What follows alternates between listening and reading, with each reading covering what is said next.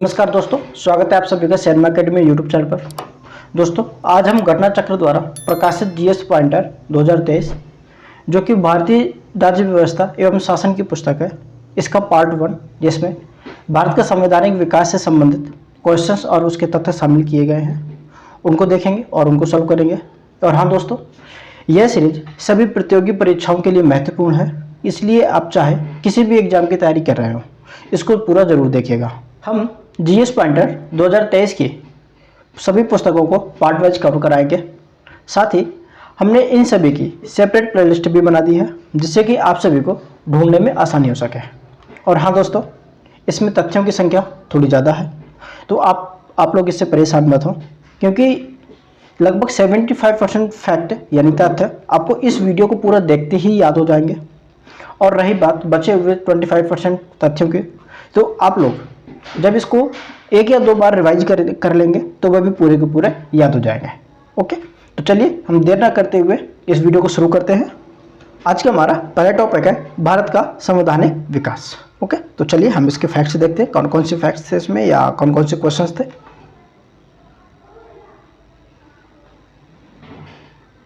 अभी सही है। कलकत्ता में सर्वोच्च न्यायालय की स्थापना का प्रावधान किया गया था, यानी किस में किया गया था, यानी कि रेगुलेटिंग एक्ट 1773 में किया गया था। ओके, नेक्स्ट है हमारा भारत में उपनिवेशीय शासन के संदर्भ में 1883 में एल्बर्ट बिल का उद्देश्य था, यानी क्या था, तो यह था जहां तक अदालतों की दांडिक अधिकारिता का संबंध था, भारतीय तथा यूरोपीय लोगों को बराबरी पर रोकने के लिए था। ओके, नेक्स्ट है हमारा कि भारतीय परिषद अधिनियम 1861 के संबंध में सही कथन है। कौन कौन से कथन सही थे देखते हैं। विधि निर्माण के लिए अतिरिक्त सदस्यों की संख्या कम से कम 6 और अधिक से अधिक 12 कर दी गई थी। ठीक है, इसको याद रखिएगा। और नेक्स्ट है कि प्रांतीय और केंद्रीय विषयों में किसी भी तरह का भेदभाव नहीं रखा गया था। ओके, आगे चलते हैं। हमारा अगला फैक्ट से हमारा कि भारत परिषद अधिनियम 1992 लागू किया गया था। कब लागू किया गया था, तो यह लागू किया गया था 3 फरवरी 1993 को। ओके, नेक्स्ट है हमारा कि भारतीय परिषद अधिनियम 1992 के तहत सदस्यों को पूरक प्रश्न पूछने का अधिकार नहीं था। ओके, इसके तहत में किसके तहत में नहीं था, तो भारत परिषद अधिनियम 1992 के तहत। ओके, नेक्स्ट है हमारा कि भारत का संघीय न्यायालय स्थापित किया गया था। कब किया गया था, तो यह 1937 में स्थापित किया गया था। ओके, नेक्स्ट है हमारा कि भारतीय विधान परिषद को बजट पर बहस करने की शक्ति प्राप्त हुई थी, यानी किसके अंतर्गत, तो यह प्राप्त हुई थी भारतीय परिषद अधिनियम 1892 के अंतर्गत। ओके फ्रेंड्स, आगे देखते हैं। अगला है हमारा कि जो सही सम्मिलित है कि क्या था, जैसे कि नियंत्रक परिषद की स्थापना जो की गई थी, नियंत्रण परिषद की स्थापना यह की गई थी पिट्स का भारतीय अधिनियम 1784 वाले से।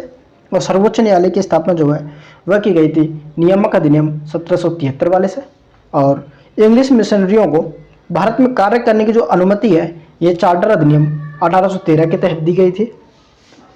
और गवर्नर जनरल की परिषद में कानूनी सदस्य की नियुक्ति जो है यह की गई थी चार्टर अधिनियम 1833 से।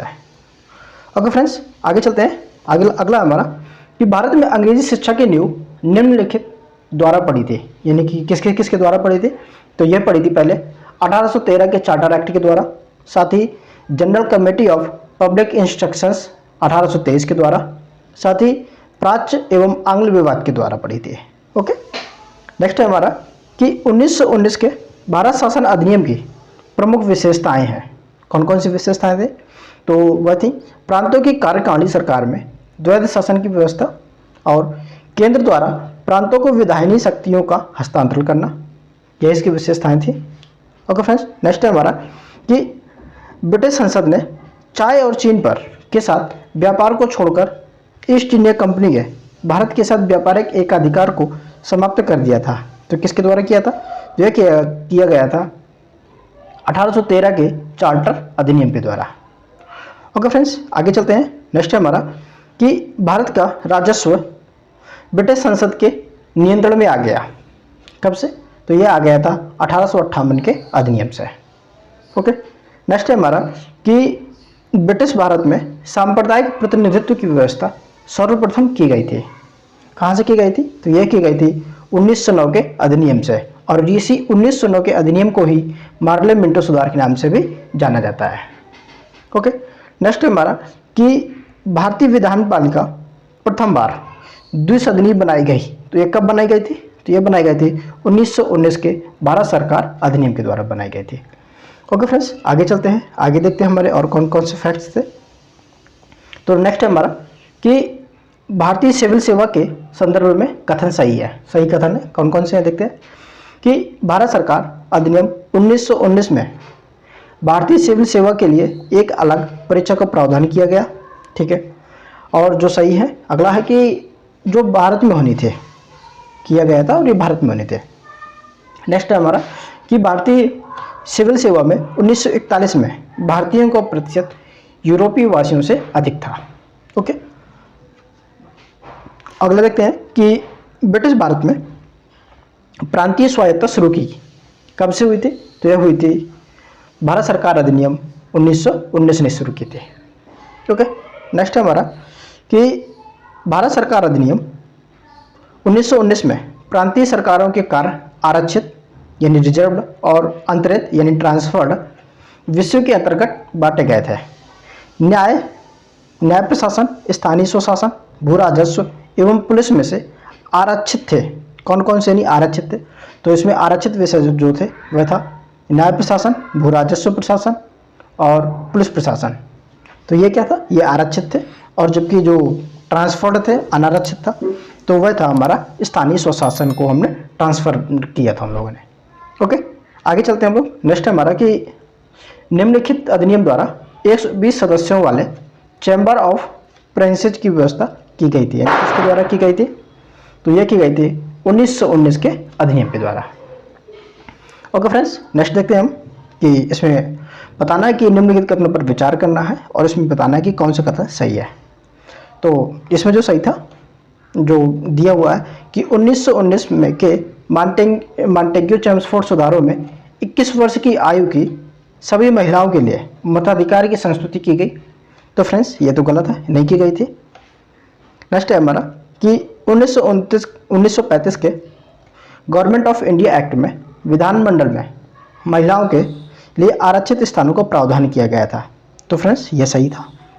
ओके, नेक्स्ट है हमारा कि केंद्रीय विधानसभा के वे निर्वाचन जो भारतीय शासन अधिनियम 1919 के तहत हुए थे, तो वह हुए थे 1926 और 1945 के निर्वाचन हुए थे। ओके, आगे चलते हैं हम लोग, आगे देखते हैं अपना कि अगला है हमारा कि भारत शासन अधिनियम 1919 के अंतर्गत भारतीय विधायिका का अंतिम निर्वाचन आयोजित किया गया था। कब किया गया था? तो यह किया गया था 1945 में। ओके, नेक्स्ट है हमारा कि राष्ट्रपति की अध्यादेश निर्गत करने की शक्ति प्रेरित है। किससे प्रेरित है? तो यह प्रेरित है भारत सरकार अधिनियम 1935 से, और पहली बार भारत परिषद अधिनियम 1861 के द्वारा की गई थी। ओके, नेक्स्ट है हमारा कि भारतवासियों को अपने देश के प्रशासन में कुछ हिस्सा लेना संभव बनाया। कब बनाया? प्रशासन में कुछ हिस्सा लेना संभव बनाया था। यह बनाया था चार्टर एक्ट 1833 ने। ओके, नेक्स्ट है हमारा कि भारत शासन अधिनियम 1935 के तहत प्रस्तावित संघीय प्रणाली थी। कौन सी थी? तो यह थी भारत संघ यानी फेडरेशन ऑफ इंडिया थी। ओके, नेक्स्ट है हमारा कि भारत के संविधान में केंद्र और राज्यों के बीच किया गया शक्तियों का विभाजन आधारित है। किस पर आधारित? तो यह आधारित है भारत सरकार अधिनियम 1935 पर, यह 35 के द्वारा आधारित है। ओके, नेक्स्ट है हमारा कि भारत सरकार अधिनियम 1935 की मुख्य विशेषताएं थी। तो कौन कौन सी थी ये देखते हैं। तो इस अधिनियम में अखिल भारतीय महासंघ यानी कि भारत संघ के नाम से का प्रावधान था। यह प्रांतीय स्वायत्तता के सूत्रपात का संकेत था। इसने प्रांतीय स्तर पर द्वैध शासन प्रणाली को समाप्त कर केंद्र में लागू किया गया था। ओके, नेक्स्ट है हमारा कि एक संघीय व्यवस्था और केंद्र में द्वैध शासन भारत में लागू किया गया था। किसके द्वारा? तो यह किया गया था 1935 के अधिनियम के द्वारा। ओके फ्रेंड्स, अगला है हमारा कि अखिल भारतीय महासंघ स्थापित करने का प्रावधान शामिल किया गया था, यानी कि किसमें, तो यह किया गया था भारत सरकार अधिनियम 1935 में। ओके, नेक्स्ट है हमारा कि 1935 के अधिनियम द्वारा स्थापित संघ में अवशेष शक्तियां की गई थी, यानी कि अवशेष शक्तियां किसके पास थी, तो ये थी गवर्नर जनरल के पास में थे। ओके फ्रेंड्स, आगे चलते हैं, हम अगला देखते हैं कि संवैधानिक निरंकुशता का सिद्धांत प्रवृत्त किया गया किसके द्वारा, तो ये किया गया था भारत सरकार अधिनियम 1935 के द्वारा। ओके फ्रेंड्स, आगे चलते हैं, हम अगला देखते हैं कि आगे क्या था। अगला हमारा कि भारत शासन अधिनियम 1935 में स्वीकार किए गए महत्वपूर्ण और स्थायी अवयव हैं, कौन कौन से थे, तो वह है विधानमंडल के लिए निर्वाचित एवं जवाबदेह प्रतिनिधि, और साथ ही है एक संघ की योजना पर विचार।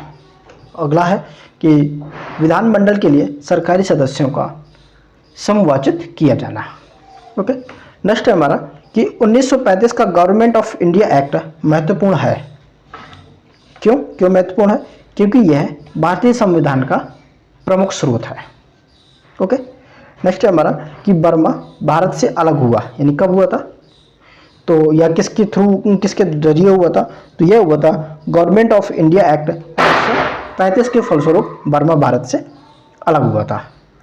ओके फ्रेंड्स, अगला देखते हैं हम कि वर्ष 1937 के चुनावों में कांग्रेस का मंत्रिमंडल बना था, कहाँ पर कितने में बना था, तो यह बना था कुल 8 प्रांतों में बना था। ओके, नेक्स्ट हमारा कि एक निर्वाचित संविधान सभा द्वारा भारत के संविधान का निर्माण करने का प्रस्ताव किया गया था, तो किस में किया गया था, यह किया गया था क्रिप्स मिशन के द्वारा किया गया था। ओके फ्रेंड्स, अगला है हमारा कि क्रिप्स मिशन के प्रस्तावों के संदर्भ में सही कथन है, कौन कौन से हैं ये देखते हैं। तो इसमें जो सही कथन है वह है संविधान सभा में प्रांतीय विधानसभाओं द्वारा निर्वाचित और साथ ही भारतीय रियासतों द्वारा नामित सदस्य होंगे।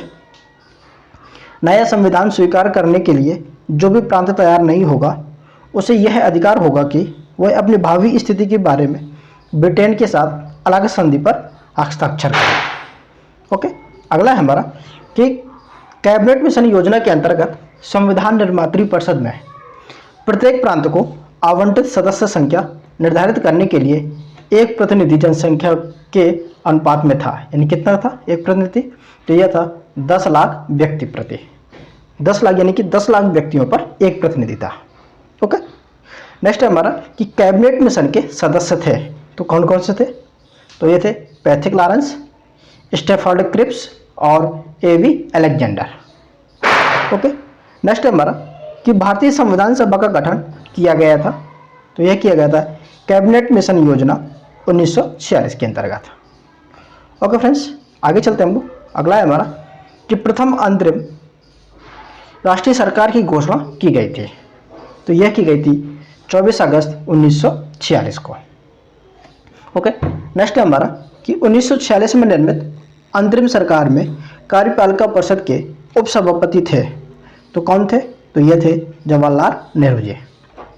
ओके, नेक्स्ट है हमारा कि Shri Rajagopalachari, doctor Rajendra Prasad, doctor S Radhakrishnan और डॉक्टर जगजीवन राम में से जो अगस्त 1946 में गठित प्रथम अंतरिम राष्ट्रीय सदस्य सरकार का सदस्य नहीं था, तो वह कौन था, तो वह था डॉक्टर एस राधाकृष्णन जी थे। ओके, नेक्स्ट हमारा कि कथन है और कारण है, ठीक है। तो नेक्स्ट हमारा कि वेवेल योजना के अनुसार कार्यकारी परिषद में हिंदू और मुस्लिम सदस्यों की संख्या समान होनी थी, ये बिल्कुल सही है। और कारण इसका वेवेल का विचार था कि ऐसी व्यवस्था से भारत का बंटवारा बच जाता। तो फ्रेंड्स, कारण गलत है, ऐसा कुछ भी विचार ऐसा नहीं था, जबकि हमारा ये कथन सही है। ओके, नेक्स्ट चलते हैं। नेक्स्ट है हमारा कि भारत के लिए संविधान की रचना हेतु संविधान सभा का विचार सर्वप्रथम प्रस्तुत किया गया था, यानी किसके द्वारा, तो यह किया गया था 1934 में स्वराज पार्टी तथा एम एन राय के द्वारा किया गया था। ओके, नेक्स्ट हमारा कि संविधान सभा के बारे में सही कथन है, देखते हैं कौन कौन से सही थे। तो जैसे कि इसने बड़ी संख्या में समितियों की मदद से काम किया, उनमें से प्रारूप समिति सबसे महत्वपूर्ण थी, बिल्कुल सही है ये। और नेक्स्ट है इसमें कि इसमें यानी संविधान सभा में अल्पसंख्यक समुदाय जैसे ईसाई, एंग्लो इंडियन और पारसी सभी को पर्याप्त प्रतिनिधित्व दिया गया था, तो यह भी सही है। और नेक्स्ट है हमारा कि इसकी यानी संविधान सभा की चुनाव प्रक्रिया भारत शासन अधिनियम 1935 की 6वें अनुसूची पर आधारित थी। कर, संपत्ति और शैक्षणिक योग्यता के कारण मताधिकार सीमित था। ओके। और नेक्स्ट है जो यानी कि संविधान सभा बहुदलीय निकाय थी। ओके, ये सभी के सभी सही थे इसमें। और हम आगे चलते हैं। अगला है हमारा कि भारतीय संविधान सभा के संबंध में सही कथन है, तो बताने थे, तो ये सभी के सभी सही थे। जैसे कि यह यानी भारतीय संविधान सभा वयस्क मताधिकार पर आधारित नहीं थी। ओके, यानी संविधान सभा कई समितियों के माध्यम से कार्यरत थी और संविधान सभा प्रत्यक्ष निर्वाचन का परिणाम नहीं थे। ओके। नेक्स्ट है हमारा कि भारत के संविधान का प्रारूप तैयार करने वाली संविधान सभा के सदस्यों को कहाँ से चुना गया था, तो उनको चुना गया था विभिन्न प्रांतों की विधानसभाओं द्वारा चुना गया था। ओके। नेक्स्ट है हमारा कि संविधान सभा में सदस्यों को चुनाव हुआ था, तो कहाँ से हुआ था, तो प्रांतीय विधानसभाओं के द्वारा हुआ था। ओके। नेक्स्ट है हमारा कि संविधान सभा की प्रथम बैठक उद्घाटन अधिवेशन की अध्यक्षता की थी, तो किसने की थी, तो यह की थी डॉक्टर सच्चिदानंद सिन्हा ने की थी। ओके। नेक्स्ट है हमारा कि भारत की संविधान निर्मात्री सभा या संविधान सभा के अध्यक्ष थे, तो कौन थे, तो वह थे डॉक्टर राजेंद्र प्रसाद जी थे। ओके। नेक्स्ट है हमारा कि भारतीय संविधान सभा की स्थापना की गई थी, तो किसके द्वारा की या कब की गई थी, तो यह की गई थी 9 दिसंबर 1946 को। नेक्स्ट है कि भारतीय संविधान सभा के चुने हुए स्थायी सदस्य थे, तो वह कौन थे, तो वह थे डॉक्टर राजेंद्र प्रसाद जी थे। नेक्स्ट है हमारा कि संविधान सभा के प्रारंभ में अस्थायी उपाध्यक्ष यानी प्रथम मनोनीत उप सभापति नामित किए गए थे, तो किसको नामित किया गया था, तो वह किया गया था फ्रैंक एंथोनी को। ओके। नेक्स्ट है हमारा कि भारत की संविधान सभा का प्रथम अधिवेशन शुरू हुआ था, कब हुआ, तो यह हुआ था 9 दिसंबर 1946 को। नेक्स्ट है हमारा कि डॉक्टर राजेंद्र प्रसाद को संविधान सभा का सभापति चुना गया, कब चुना गया था, तो यह चुना गया था 11 दिसंबर 1946 को। नेक्स्ट है हमारा कि संविधान सभा का में उद्देश्य प्रस्ताव प्रस्तुत किया गया, तो कब किया गया था, तो यह किया गया था 13 दिसंबर 1946 को। ओके। नेक्स्ट है अपना कि संविधान सभा में उद्देश्य प्रस्ताव या प्रस्तावना प्रस्तुत किया गया था, तो किसके द्वारा प्रस्तुत किया गया था, तो यह किया गया था पंडित जवाहरलाल नेहरू के द्वारा। ओके। नेक्स्ट हमारा कि जवाहरलाल नेहरू ने भारत की संविधान सभा की जिस बैठक में उद्देश्य प्रस्ताव रखा था, तो वह कौन सी थी, वह था प्रथम अधिवेशन की 5वीं बैठक में रखा था। ओके। नेक्स्ट है अपना कि भारत को एक संविधान देने का प्रस्ताव संविधान सभा द्वारा पारित किया गया था, यह कब किया गया था, यह किया गया था 22 जनवरी 1947 को। ओके। अब आगे चलते हैं हम लोग। नेक्स्ट है अपना कि भारतीय संविधान के निर्माण से संबंधित सही कथन है, तो कौन कौन से सही है ये देखते हैं। जैसे कि पंडित जवाहरलाल नेहरू ने उद्देश्य प्रस्ताव का जो संविधान सभा द्वारा स्वीकार किया गया था संविधान के निर्माण पर असर था, बिल्कुल सही है। नेक्स्ट था कि उद्देशिका बहुत महत्वपूर्ण उद्देश्यों की पूर्ति करती है। ओके। नेक्स्ट है अपना कि संविधान को भारत के लोगों ने आदेशित किया है। ओके। हमारा अगला है कि भारतीय संविधान को बनाने हेतु भारतीय संविधान सभा ने कुल अधिवेशन हुए थे, यानी कुल कितने अधिवेशन हुए थे, तो वह कुल अधिवेशन हुए थे 11 थे। ओके। नेक्स्ट है अपना कि 24 जनवरी 1950 को संविधान पर सदस्यों द्वारा हस्ताक्षर के लिए पुनः संविधान सभा के समवेत होने को शामिल करने पर अधिवेशनों की कुल संख्या कितनी हो गई, तो वह 12 हो गई थी, क्योंकि टोटल 11 संविधान अधिवेशन हुए थे और एक जो हस्ताक्षर को अगर हम शामिल कर ले तो वह 12 हो जाएंगे। ओके। नेक्स्ट है हमारा कि भारत के संविधान के निर्माण में संविधान सभा को समय लगा। कितना समय लगा था? तो यह लगा था 2 वर्ष 11 माह और 18 दिन। ओके फ्रेंड्स, आगे चलते हैं हम। अगला है हमारा कि सम्मेलन था। तो जैसे कि संविधान सभा के पहले स्थायी उपाध्यक्ष, तो ये कौन थे? तो ये थे H.C. मुखर्जी थे। और नेक्स्ट है अपना कि प्रारूप समिति में मूलतः एकमात्र कांग्रेसी सदस्य जो थे वह थे K.M. मुंशी जी थे। नेक्स्ट है अपना कि राजस्थान की रियासतों का प्रतिनिधित्व करने वाले संविधान सभा के सदस्य जो थे वह थे V.T. कृष्णामाचारी जी थे। और नेक्स्ट था कि संविधान सभा समिति के संविधान समिति के जो अध्यक्ष थे वह थे जवाहरलाल नेहरू जी थे। ओके, नेक्स्ट चलते हैं। तो नेक्स्ट है अपना कि संविधान सभा में भारतीय संविधान का तृतीय वाचन प्रारंभ हुआ था। कब हुआ था? तो यह हुआ था 17 नवंबर 1949 से हुआ था। ओके, नेक्स्ट है अपना कि भारतीय संविधान के निर्माण के समय संवैधानिक सलाहकार थे। तो कौन थे संवैधानिक सलाहकार? तो वह थे B.N. राव जी थे। ओके, नेक्स्ट चलते हैं अपना। नेक्स्ट है कि भारतीय संविधान का प्रथम प्रारूप तैयार किया गया था। तो किसके द्वारा? तो यह किया गया था B.N. राव के द्वारा। ओके, नेक्स्ट है अपना कि भारत का संविधान पूर्ण रूप से तैयार हुआ था। तो यह कब तैयार हुआ? तो यह हुआ था 26 नवंबर 1949 को तैयार हो गया था। ओके, नेक्स्ट है अपना कि भारतीय संविधान पूर्णतः लागू हुआ। तो यह पूर्णतः कब लागू हुआ था? तो यह लागू हुआ था 26 जनवरी 1950 को लागू हुआ था। और तैयार होने की बात करें तो तैयार हो गया था 26 नवंबर 1949 को। ओके, नेक्स्ट है अपना कि भारतीय संविधान को 26 जनवरी के दिन लागू करने का निर्णय इसलिए किया गया क्योंकि, यानी क्यों 26 जनवरी को ही लागू करने का निर्णय लिया गया? तो ये इसलिए लिया गया था क्योंकि कांग्रेस ने इस तिथि को, यानी 26 जनवरी को 1930 में स्वतंत्रता दिवस के रूप में मनाया गया था। ओके, नेक्स्ट है अपना कि भारतीय संविधान को अपनाया एवं अधिनियमित किया गया था। तो किसके द्वारा? तो यह किया गया था संविधान सभा के द्वारा। ओके, नेक्स्ट है अपना कि भारत का संविधान अंगीकृत, यानी कि अपनाया गया एवं अधिनियमित हुआ था। तो यह कब हुआ था? तो यह हुआ था 26 नवंबर 1949 को। ओके, नेक्स्ट है अपना कि भारतीय संविधान दिवस मनाया जाता है। कब मनाया जाता है? तो यह मनाया जाता है 26 नवंबर को।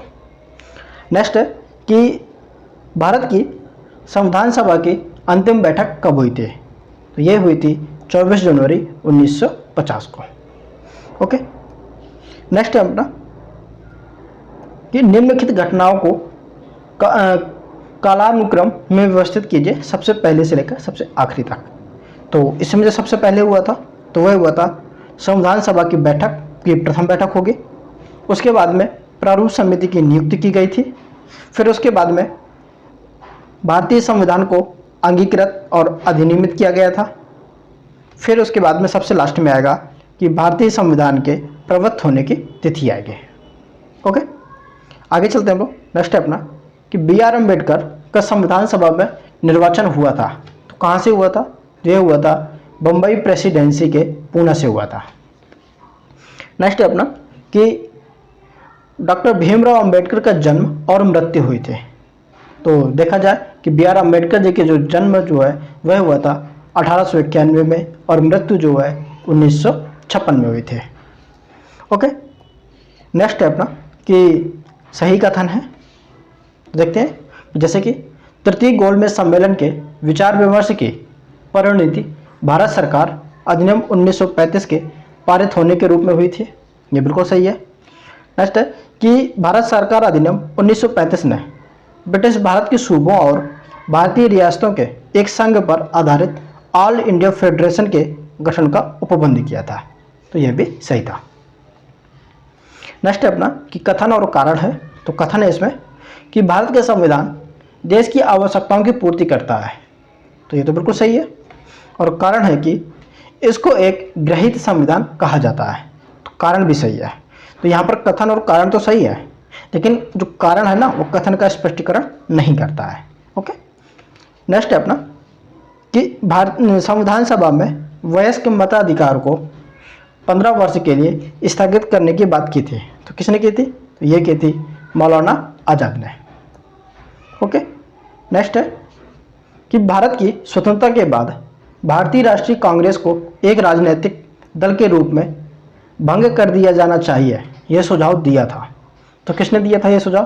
तो यह सुझाव दिया था महात्मा गांधी जी ने। नेक्स्ट है कि एक संविधान एक मशीन की तरह बेजान चीज है, इसमें वे लोग जीवन फूंकते हैं जो इसका नियंत्रण करते हैं। भारत में बस कुछ ईमानदार लोगों की आवश्यकता है जिनके लिए राष्ट्रहित ही सर्वोपरि है। यह कथन कहा था। तो यह कथन किसने कहा था? तो यह कथन कहा था डॉक्टर राजेंद्र प्रसाद जी ने। ओके, नेक्स्ट है अपना कि अपनी राष्ट्रवादी प्रतिक्रिया में भारतीय संविधान के निर्माताओं ने अल्पसंख्यकों के हितों तथा भावनाओं के महत्व को कम करके आंका है। यह कथन किसका है? तो यह कथन है आइवर जेनिंग्स का। ओके फ्रेंड्स, आगे चलते हैं। अपना हमारा अगला है कि संविधान सभा कांग्रेस थी और कांग्रेस भारत था। यह कहा था। तो यह किसने कहा था? यह कहा था ग्रेनविले ऑस्टिन ने। ओके, नेक्स्ट है अपना कि भारतीय संविधान सभा में कुल महिला सदस्याएं थीं। तो कितने थी महिला सदस्य? तो वह टोटल 15 थे। ओके फ्रेंड्स, तो दोस्तों इस वीडियो में इतना ही है। आगे भी इसी तरीके से हम इस पुस्तक के सभी टॉपिक्स को कवर करेंगे।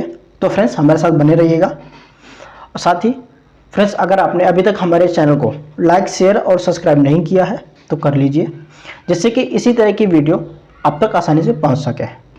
अगर आपने हमारी पहले की वीडियोज नहीं देखी है तो उसे ज़रूर देख लीजिएगा। उन सभी की आपको प्लेलिस्ट और लिंक आपको डिस्क्रिप्शन बॉक्स में मिल जाएगी। दोस्तों इस वीडियो को ज़्यादा से ज़्यादा लोगों तक शेयर जरूर करना, जिससे कि हमें भी आगे की वीडियोज बनाने के लिए मोटिवेशन मिलता रहे और हम जल्दी से जल्दी वीडियो आपके सामने ला सकें।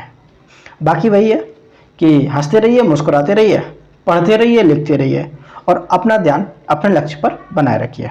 और हमेशा ध्यान रखिए, जब तक फोड़ेंगे नहीं तब तक छोड़ेंगे नहीं। आज की कथा यहीं तक, आगे मिलते हैं हम अगली वीडियो में। जब तक के लिए जय हिंद, जय भारत।